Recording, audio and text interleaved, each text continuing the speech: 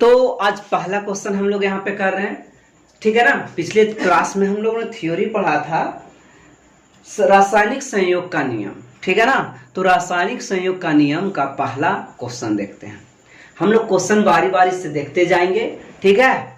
और इसमें बहुत सा आपको ट्रिक भी मिलने वाला है कि कैसे हम लोग क्वेश्चन को याद रख सकते हैं। कुछ याद करने वाला क्वेश्चन हो तो, और न्यूमेरिकल क्वेश्चन हो तो डिटेल शॉर्ट हर प्रकार से बना करके आपको दिखाया जाएगा। तो है स्थिर अनुपात का नियम का प्रतिपादन किसने किया, बस एक कोड याद कर लीजिए। इसमें 4 प्रकार का कल नियम बताया गया था। द्रव्यमान संरक्षण का सिद्धांत, तो हम लोग एम से नोट कर सकते हैं, मास कंजर्वेशन लॉ, ठीक है ना। दूसरा है गुणित अनुपात का नियम, तो हम लोग जी लिख सकते हैं। और तीसरा है स्थिर अनुपात का नियम, तो हम लोग एस लिख सकते हैं स्थिर के लिए। और चौथा है व्युत्क्रम अनुपात का नियम यानी रेसिप्रोकल लॉ। द्रव्यमान संरक्षण का सिद्धांत जो है वो किसने दिया, तो जॉन डाल्टन। द्रव्यमान संरक्षण का सिद्धांत लेवोइज़ियर ने दिया, तो एल लिख दिए। गुणित अनुपात का नियम किसने दिया, तो गुणित अनुपात का नियम, ठीक है, डाल्टन ने दिया। स्थिर अनुपात का नियम किसने दिया, बहुत आसान है, आप समझिए। स्थिर अनुपात का नियम प्रोस्ट ने दिया। और रेसिप्रोकल यानी रिक्टर ने दिया, रिक्टर ने दिया, ठीक है ना। तो आर लिख दिए। किस अनुपात का नियम, व्युत्क्रम अनुपात का नियम। तो अब आप यहाँ पे ये समझिए, जो द्रव्यमान संरक्षण का सिद्धांत था एम, तो एम के ही इर्द गिर्द एल आता है। एम के इर्द गिर्द तो डी नहीं आएगा, एम के इर्द गिर्द तो पी नहीं आएगा। देखिए एम और पी में बहुत का फासला है, एम और आर में बहुत का फासला है, लेकिन के एल एम यानी एल के बाद एम आता है। तो क्या यहाँ पे देखने को मिला कि एल के बगल में ही एल है, एम है, ठीक है। तो इस प्रकार से हम देख लिए। जी के इर्द गिर्द डी है, तो ये भी सही है। एस पी ये भी सही है, एस के बगल में पी मिल जाता है, ठीक है ना, एस पी। तो इस प्रकार से पी एस। अब इस प्रकार से आर एक ही जगह है, ठीक है ना। और एक और बचता है, अगर गैलुसैक का नियम किसने दिया, तो गैसियस का थ्योरी गैलुसैक ने दिया, तो वो तो जी हो गया। यहाँ पे आपको ये कोड समझ में आ गया होगा कि द्रव्यमान संरक्षण का सिद्धांत लेवोइज़ियर, इर्द गिर्द है ना, M K L G D S P R R. तो इस प्रकार से हम लोग यहाँ देख रहे हैं। स्थिर के लिए स्टैटिक्स यानी स्थिर के लिए पी आया, तो पी क्या है, प्रोस्ट। इस प्रकार option B is correct. Second question हम लोग कर रहे हैं, व्युत्क्रम अनुपात का नियम की पुष्टि होती है। तो सबसे पहले देख लीजिए, व्युत्क्रम अनुपात का नियम किसने दिया, तो रिक्टर ने दिया था, रिक्टर ने। इसमें हम लोगों ने ऐसे पढ़ा था कि एक ट्रायंगल ले लो, ठीक है, और इस ट्रायंगल पर 3 एलिमेंट को लगा दो। जिसमें 3 एलिमेंट अलग अलग होगा वही आंसर होगा जो एक यौगिक बना सकता है। तो हम लोग सबसे पहले यहां से चलते हैं, डी से। इसमें कार्बन है, हमने क्या किया, ये ले रखा है कार्बन, यहाँ मिल गया। एक ऑक्सीजन है और एक क्या मिला, हाइड्रोजन मिला। इस संबंधित हम एक फॉर्मूला लिखते हैं, तो क्या मिलता है, CO2, यहाँ क्या मिलता है, CH4, और यहाँ क्या मिलता है, H2O। तो ऐसा ऑप्शन इसमें नहीं है, ठीक है, तो ये ऑप्शन नहीं होगा। NaCl करके हम फार्मूला अगर लिखते हैं, देखिए ये वाला ऑप्शन तो मिल ही गया। ये ऑप्शन जो है ये कहाँ है, ए में, इसलिए ए इज करेक्ट। लेकिन अगर हम लोग और पुष्टि के लिए अगर हम 2 को ढूंढते हैं, ठीक है, तो 2 नंबर बी ऑप्शन को देखिए। बी ऑप्शन में 3 एलिमेंट को देखिए, यहाँ पे 3 एलिमेंट तो है ही नहीं। एलिमेंट एक नाइट्रोजन है और ऑक्सीजन है, सब में नाइट्रोजन ऑक्सीजन नाइट्रोजन, तो ये ऑप्शन भी गलत। इसमें भी 3 ऑप्शन है, देख लेते हैं इसको भी। एक जगह Na मिला, Cl मिला, और एक O मिला, और एक H भी है। लेकिन यहाँ पे 3 ही वो एलिमेंट था, 4 एलिमेंट नहीं है। लेकिन ये अगर ऑप्शन में देखें तो यहाँ पे 4 एलिमेंट है, तो इस प्रकार ये भी ऑप्शन गलत। तो ऑप्शन ए इज करेक्ट। तीसरा क्वेश्चन है कि शीशे के 3 ऑक्साइड हैं। शीशा का क्रमशः इतना परसेंट, यानी 3 गो ऑक्साइड लिया गया है, ठीक है। ऑक्साइड अलग अलग टाइप का होगा, ओके। तो इन ऑक्साइड में शीशा जैसे PbO के फॉर्म में होगा, PbO3 के फॉर्म में होगा, PbO2 और PbO3 के फॉर्म में होगा, ठीक है ना। तो इस प्रकार से Pb जो है वो 3 फॉर्म में है, ठीक है ना।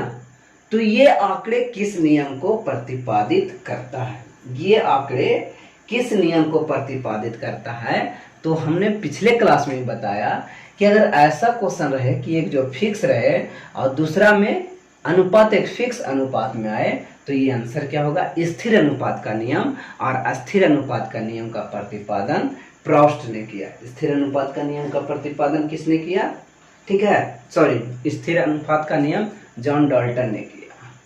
SP प्रोस्ट, एक मिनट, स्थिर अनुपात, सॉरी, यहाँ पे स्थिर अनुपात का नियम नहीं है, यहाँ पे गुणित अनुपात, गुणज के फॉर्म में है, बताया ही गया था गुणज के फॉर्म में, तो गुणज के फॉर्म में है, तो इसका आंसर क्या आएगा, जॉन डाल्टन। गुणित अनुपात, ठीक है ना, G, तो उसके बगल में क्या था, D, तो जॉन डाल्टन। गुणित अनुपात का नियम किसने दिया, जॉन डाल्टन ने दिया, ठीक है ना। अगर इस क्वेश्चन को आप डिटेल्स बनाना चाहते हैं तो करीब 5 मिनट की ये क्वेश्चन होगी। हम लोग अगला जब और सेशन स्टार्ट इसका करेंगे, द्रव्यमान संरक्षण का सिद्धांत इसमें बताया जाएगा, तो उसमें एक क्वेश्चन में डिटेल करूंगा। वो आंकिक रसायन की एक पुस्तक आती है पूनम वर्मा की, उसमें ये क्वेश्चन डिटेल करेंगे, ठीक है। देखिए, पहले आप क्वेश्चन को एक बार आप देख करके बना लीजिए, पॉज कीजिए वीडियो को और बनाइए। जब नहीं बनता है या आंसर मिलाने के लिए आप सही बनाया कि नहीं बनाया, उसके लिए वीडियो को आगे करके देखें। लेकिन सबसे पहले वीडियो को पॉज करने के बाद क्वेश्चन को बनाएं, ठीक है। अपनी कॉपी पर मिलाएं, कितना सही हुआ कितना गलत हुआ। थ्योरी को आपने कितना मन से सुना। आप अगर थ्योरी को शुरू से अंत तक के देखेंगे तो अधिक क्वेश्चन आपको बनते नजर आएगा, ठीक है। आप किस मुहिम की तैयारी कर रहे हैं, कितना आप सक्सेसफुल हैं, वो आपको इस वीडियो से ही पता लगेगा। तो इस प्रकार से वीडियो को आप एंड तक देखें। व्युत्क्रम अनुपात का नियम का प्रतिपादन किसने किया, तो हमने आपको एक ट्रिक दिया था। ऐसे तो पूरा बताया ही गया है थ्योरी ही, लेकिन चलिए एक और फिर से, द्रव्यमान संरक्षण का सिद्धांत किसने दिया, तो लेवाइजर ने, ML साथ में रहता है, ठीक है ना। फिर उसके बाद गुणित अनुपात का नियम किसने दिया, तो जॉन डाल्टन ने। स्टैटिक स्थिर अनुपात का नियम किसने दिया, प्रोस्ट ने। और व्युत्क्रम अनुपात, रेसिप्रोकल लॉ ऑफ प्रोपोर्शन किसने दिया, तो रिक्टर ने। तो यहाँ व्युत्क्रम अनुपात यानी रेसिप्रोकल प्रोपोर्शन किसने दिया, तो रिक्टर ने। Option C is correct. देखिए क्वेश्चन नंबर 5, गुणित अनुपात का नियम को निरूपित करने वाले यौगिक कैसा है। ये यौगिक का युग्म यानी जोड़ा कौन कौन है।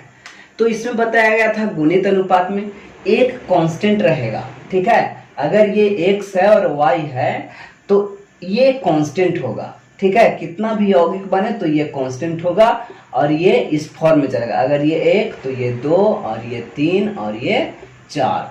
तो ऐसा इसमें कोई नजर आ रहा है क्या, ठीक है। दोनों यौगिक सेम होनी चाहिए। एक अगर कार्बन रहे तो यहाँ ऑक्सीजन, तो हर बार carbon carbon carbon, oxygen oxygen oxygen. Magnesium अगर है तो यहाँ भी मैग्नीशियम होना चाहिए, यहाँ ऑक्सीजन। इसमें 3 को नहीं हो सकता। जैसे ये ऑप्शन गलत है, इसमें जो कार्बन जुट गया जिसके चलते ये ऑप्शन गलत है। यहाँ पे सोडियम तो मिल रहा है तरफ, लेकिन क्लोरीन 1 और क्लोरीन 2 नहीं मिल रहा है, एक जगह ब्रोमीन है, ठीक है। और यहाँ तो एक एलिमेंट, इधर वाले एलिमेंट तो मिल रहा है, बट इधर वाले एलिमेंट, यहाँ पे एक हाइड्रोजन है तो दूसरा ड्यूटेरियम है, तो इस प्रकार ये भी गलत। लेकिन यहाँ पे इस फॉर्मेट में मिल रहा है CO2, तो बताएगा ना, एक फिक्स रहेगा और दूसरा का सिंपलेस्ट रेशियो होगा, यानी 16:32 अर्थात 1:2, ठीक है। तो बी ऑप्शन इज करेक्ट। गुणित अनुपात के नियम को ये फॉलो करता है। ओके, क्वेश्चन नंबर 6 देखते हैं। कहता है कि तांबे के ऑक्साइडों में क्रमशः 88.7% तथा इतना तांबा है। 2 गो तांबा के ऑक्साइड है, यानी CuO, CuO2, ठीक है। तो इस नियम का प्रतिपादन कौन करता है, जिसमें इतना % कॉपर है। अब आपको ये समझना है कि ऐसा थ्योरी रहे कि एक जगह एक जैसा सेम और दूसरा मल्टीपल हो, तो गुणित अनुपात का नियम। ऐसा समझ लीजिए कि अगर परसेंटेज वाली क्वेश्चन आए, कितना ऑक्साइड है, परमानेंट है, जो भी रहे, पैरामैग्नेट, सल्फाइड, जो भी रहे, बस यहाँ पे ये ध्यान देना है कि 2 या 3 गो ऑक्साइड प्राप्त हो, जिसमें एक ही सब्सटेंस का है। तांबे के ऑक्साइड है तो 2 ही बनेगा, कॉपर और ऑक्सीजन से मिल करके। तो ऐसा थ्योरी के लिए हम लोग अप्लाई करेंगे गुणित अनुपात का नियम, ठीक है। क्वेश्चन नंबर 7 कहता है कि नाइट्रोजन ऑक्सीजन क्रिया करके 5 ऑक्साइड बनाता है। ठीक है, इस प्रकार से ये 5 ऑक्साइड बना रहा है, NO2, N2O2, N2O3, N2O4 और N2O5, ये 5 ऑक्साइड बना रहा है। यहाँ पे आप लोग कंफ्यूजन हो सकता है कि लिखा हुआ है NO, तो कॉमन फैक्टर को बाहर कर देते हैं। इसी प्रकार से ये कॉमन फैक्टर को बाहर करके NO लिख दिया। तो यहाँ पे एक तत्व कांस्टेंट है और दूसरा तत्व मल्टीपल फॉर्म में है, यानी क्या है 16:32:48:64:80। जब इसको हम लोग सिंप्लीफाइड कर देंगे तो 1:2:3:4:8 हो जाएगा, सॉरी 5 हो जाएगा। तो यहाँ पे ये सिंपलेस्ट में है, तो ये किसके अनुसार है, तो एक मल्टीपल गुणित है। ठीक है, तो गुणित अनुपात का नियम ये कहता है कि द्रव्य की अनिवार्यता का नियम, अविनाशिता का नियम। इसका मतलब अविनाशिता का मतलब होता है कि वह संरक्षण, तो द्रव्य का संरक्षण का नियम तो ये तो है नहीं। स्थिर अनुपात का नियम, स्थिर अनुपात के लिए तो रूल्स था नहीं। और गैलोसैक का गैसीय आयतन नहीं, तो आंसर कौन हो गया, गुणित अनुपात का नियम। ठीक है, क्वेश्चन को पहले पॉज कीजिए, इस क्वेश्चन को बनाइए, उसके बाद देखिए सही है गलत। ठीक है, तो निम्नलिखित में से कौन सा दो यौगिक, यहाँ पे 2 कंपाउंड दे दिया गया, उसका अनुपात को व्यक्त करता है, कौन सा नियम के अनुसार ये है। ठीक है, तो गुणित अनुपात के नियम के अनुसार कौन वाला है। तो गुणित अनुपात में हमने क्या देखा था थ्योरी, कि एक जो तत्व हो वो सफिक्स रहे और दूसरे का तत्व हो वो मल्टीपल फॉर्म में हो। ठीक है, वो क्या हो, मल्टीपल फॉर्म में हो, ये वाला मल्टीपल फॉर्म में हो। तो यहाँ पे आपको मिलने वाला कौन है, ये ऑप्शन इज करेक्ट। ये दोनों सेम है, ये मल्टीपल, ये दोनों तो सेम है, बट ये और ये तो एलिमेंट ही चेंज कर दिया, y के बदले में z हो गया। ये तो सेम ही नहीं है, ये तो सेम है बट ये दोनों सेम नहीं है, तो इसलिए A option is correct. Okay, chlorine एक एलिमेंट है, क्लोरीन। ठीक है, हम इससे ले लिए टॉप पे क्लोरीन। हाइड्रोजन और सोडियम, ये हाइड्रोजन और सोडियम से क्रिया कर रहा है। ठीक है, तो ये क्या बनाएगा HCl, क्या बनाएगा HCl, ये क्या बनाएगा NaCl। अब तथा सोडियम और हाइड्रोजन से परस्पर क्रिया करता है, सोडियम और हाइड्रोजन आपस में क्रिया करता है, तो क्या बनेगा NaH। इसका क्या रेशियो होगा, तो इसका 23:1। Option D is correct.